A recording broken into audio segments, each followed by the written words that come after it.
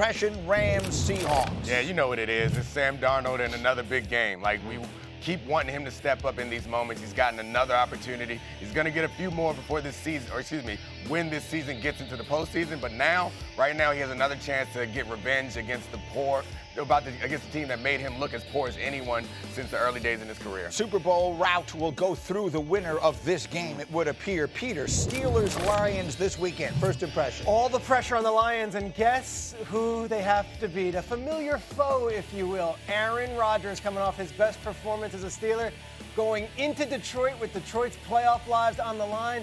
You know, Rodgers had some success in that building over many, many years as a Green Bay Packer. Kmart, you'll have that game. Meanwhile, I want your first impression of Patriots and Ravens. Greeny, I'm looking at Zach Orr and his defense.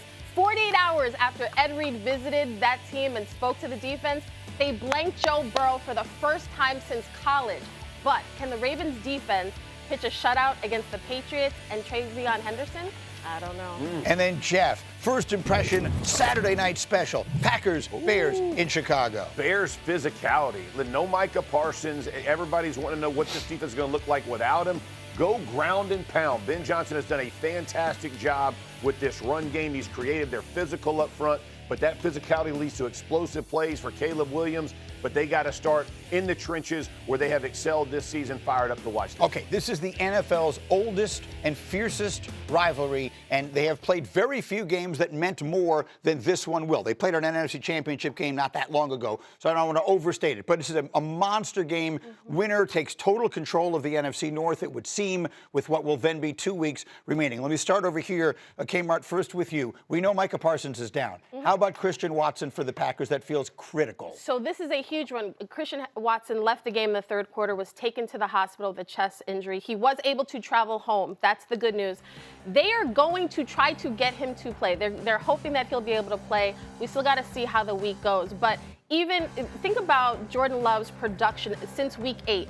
It's a big reason because of Christian Watson. So to not have him would be dire for this team. So that feels like a big deal. Obviously, the loss of Micah Parsons is extraordinary. Peter, you talk to people there in Green Bay. What are they thinking now that they will have to go forward without him? That defensive coordinator, Jeff Hafley, has to be one of the most creative and most ready to pounce defensive coordinators in the league because Micah Parsons' loss is that big. What we're not talking enough about is what Micah Parsons was in the locker room and practice. Apparently, there was this perception that he wasn't one of these team leaders. He got there and totally changed the tempo and the tone in that defensive room. Now you're looking at guys like J.J. Enagbare, and you're looking at guys like Brenton Cox, players that would never in a million years be the ones you would think would have to decide an NFC North title. And yet in the final 3 weeks, it's going to have to be other players to step up when it matters most. Micah Parsons' loss cannot be overstated. One of the best players in football, maybe the biggest non-quarterback in the league. Yeah, maybe the most significant injury that could be suffered that was not by a quarterback. We had that here yesterday. So that's the little picture of it all, right? That's what's going to be happening as far as the injuries to Green Bay, which are significant. Let's go big picture. Yep. What's the first thing you said to me, Lewis, when I asked you about this game this morning? Oh, look, the Bears have to pounce. This is their opportunity now to go up a game and a half in the division? Yeah. Yes. And to really kind of send Green Bay a message to say, hey, look, we understand that right now you're experiencing a lot of adversity. We don't feel bad for you. It's our time now. Yeah. They need to go ahead now. And look, they were that close to beating them on their home turf. Yeah. If it weren't for a late Caleb Williams interception where maybe he let the ball go late, maybe it was an ill-advised throw, what have you. But I'll tell you what, the formula is pretty simple for this football team. And Jeff laid it out earlier. Pound the football up front, play action.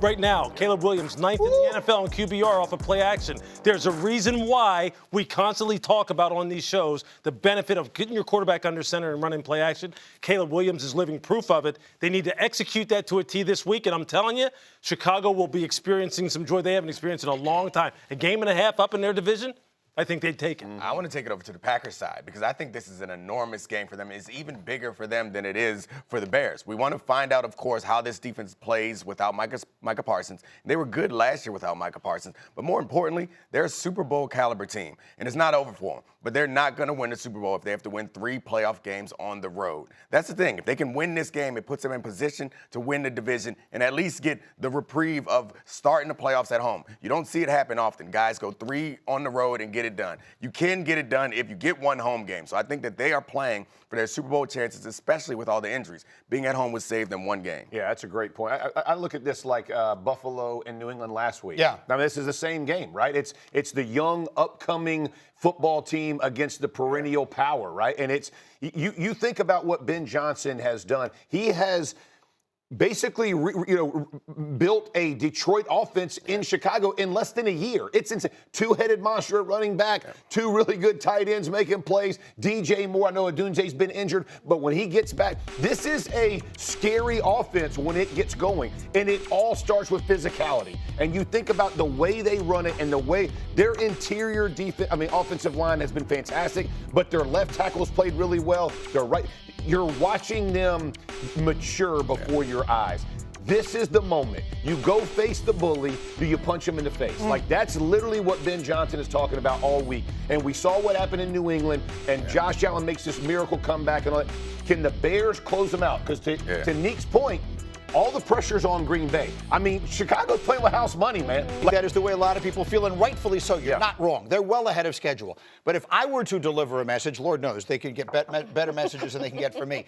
But if I were, I would say, how many times have we seen teams that we said, oh, my goodness, they're so far ahead of schedule. Yeah. They're going to be like Detroit 2 years ago. Yeah. Oh, they'll be back a million times. You've got to take this opportunity when it's there. That's why I liked what you said. You've got to pounce, because for the Bears, does it seem like, oh, sure, Caleb ascending and all these young players and they get better, and Ben Johnson in his second year and his third year, will they be back? Of course they will. And you know what? Strange things happen. To Washington. People get hurt. Look at Washington. Commanders a year ago. Another perfect example. This is their moment, and I think they have to get it done Saturday. I actually think the Bears are like Buffalo. From the standpoint of, for Josh Allen and the Buffalo Bills, the path has been cleared. Are you going to take advantage of it? I think when we've seen with the NFC, the Bears, though they may be ahead of schedule, can they take advantage of Micah being out and Dallas being down, and the Eagles, we're not sure what's going on with them. This is a moment because you are not guaranteed to get back here. So all the pieces that you have, it's great. But we always see roster turnover, coaches turnover. So, like Greenie's saying, you're not guaranteed. I don't, and you know what? And I don't think players ever look at it as, hey, you're ahead of schedule. Hey, dog, we don't really need to win this game. You know what I mean? We can come back next year. No, the Bears are sitting there going, what are y'all talking about? We're ahead of schedule. I think right now, they believe that they are right where they expected to be. I think players think that way. Yeah. Here's another interesting fact about this football game is, look, the Bears really have feasted off a turnover margin, a turnover differential this year. That's the one thing, I don't know. I mean, in your experience, like for me, turnover differential really kind of goes in waves and in spurts. Can you count on it all the time? Well, they've counted on it this year. It has really paid dividends for them. For Jordan Love, that's the one thing that he cannot afford to lose in this game. He cannot be the reason why the Bears are able to pounce and maybe put them away this year. As I look at these standings, the winner of this game will be in great shape to be the 2 seed in the conference, and the loser will be fighting for their playoff life. Will be fighting just to get in, because all those teams in the West are going to make it. Absolutely. And I think, Ryan Poles, the general manager of the Chicago Bears, this was a very deliberate thing in the offseason where he's like, I'm going to bring veterans in each position group. And the Washington Commanders did it last year when they got Bobby Wagner and Zach Ertz. For these guys, it's Joe Thuney, it's Case Keenum, it's Kevin Byard. These are players who have been there and done that, where the moment won't be too big. But a home game at Soldier Field in mid-December for the division? Are you kidding? I think the Bears fans will sign up for that. A team like this, they don't know how good they are, and that's the beauty of this. Is I think about the New England Patriots. You brought that up also. Is they don't know that they're championship worthy or not. All of us on the outside are like, you're a year early, maybe not. They don't know, and they believe that they're finding out every week. I think that missed opportunity against the Bears last time, like that was a wake-up call for them, and it reminded them, and I think it woke me up at least to say, I thought the Bears was like, a cute little story. Then you watch them beat the Eagles. Then you watch them contend with the Packers. And then you look at the field and you're like, man, and you have a quarterback who's able to do amazing things. You're like, hey, you guys are in good shape. I know the defense isn't perfect, but you're in good shape, and they turn the ball over. I think when I think about Jordan Love, like how big this moment is, look, he just had a great opportunity in Denver, right? And he got outplayed by Bo Nix. Like, you can card it however you want. Bo Nix lit it up, man. And not like check down, like push the ball down the field, go make explosive plays. Jordan Love, turn the ball. This is why you pay franchise money to quarterbacks. These games, right? When everybody else is hurt, I step up, I elevate other people's games. It's a big moment for Jordan Love. The cool thing about this, though, and we've talked about this numerous different times, especially when we're talking about the Eagles, in their lack of identity. The Bears know exactly who they are. For sure. And they do not deviate. Yep. It is about establishing the line of scrimmage. It is about putting that quarterback under center, Yep. run and play action. And on defense, you can best believe the defensive coaches are emphasizing, we got to turn this rock over. Absolutely. We have got to hunt the football, Hunt, and they hunt strip, it as tip, well as all of it. anybody. Yep. And that's the thing I think that's going to carry them as far as they're going to go.